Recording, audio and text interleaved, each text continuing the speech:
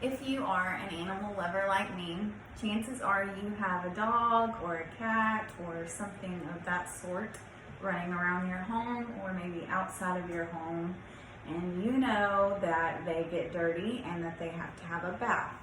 That is one of my least favorite things to do as an animal owner, right along next to bringing them to the vet. It is also one of the least favorite things of many Americans around the world because in the U.S. alone, there is 103,996 businesses that are currently operating as dog groomers, according to the U.S. Bureau of Labor Statistics. Today, I'm going to explain to you the items needed to give your dog a bath, explain to you how to give your dog a bath, and then how to clean up the aftermath. The first thing I like to do is get the things that I need ready. I have one towel, two towels that I have, and then I have a bottle of dog shampoo. I like to set those next to the tub. I put one towel on the floor to keep the floor from getting soaking wet, and this will also benefit you later on for the last step of giving your dog a bath. I then get the water to about lukewarm temperature. That way you're not burning your dog or you're not making the whole bath very miserable for them by it being too cold. I then get my dog and place my dog into the tub, and I either use a removable shower head or a cup that I can fill with water to get my dog wet with water. I then take probably a little bit more than a quarter size of shampoo, and I begin to lather the dog. I start from behind the neck and move down to the tail, lathering and getting a good scrub on the dog, on the top of the dog, and then I work my way underneath for the belly.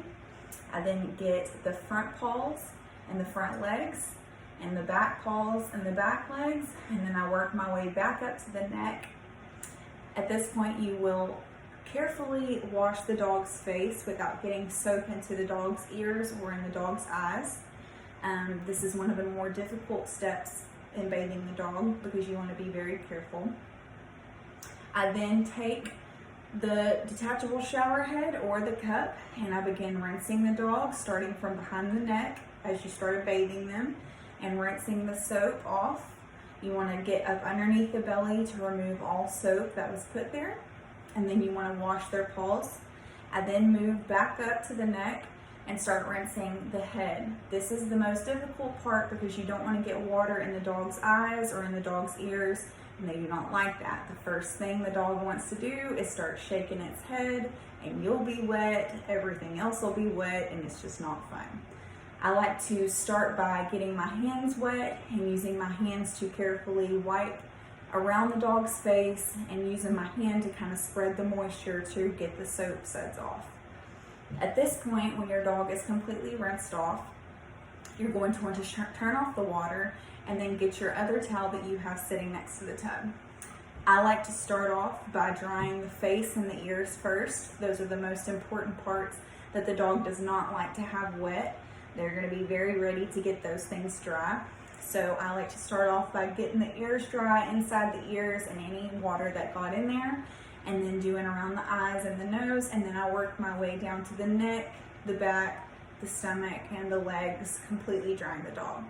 I like to then take the dog out of the tub and put the dog onto the towel that was placed onto the floor and complete drying the dog. The dog will most likely try to help you by rubbing their face and rubbing their body onto the towel that's on the floor, and so that kind of helps you out a little bit so that you're not doing all the work. Afterwards, you may set your dog free once they are completely dry. Chances are they will run like they were just released from the pound, and this is the part where you clean up the aftermath.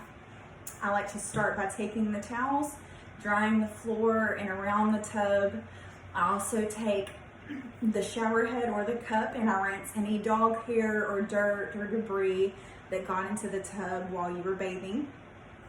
And that concludes you cleaning up the aftermath of bathing the dog. Today I have explained to you the objects that are needed, how to bathe the dog, and how to clean up the aftermath of bathing the dog. And I hope that this was helpful for you, as it is one of the least favorite things that we like to do.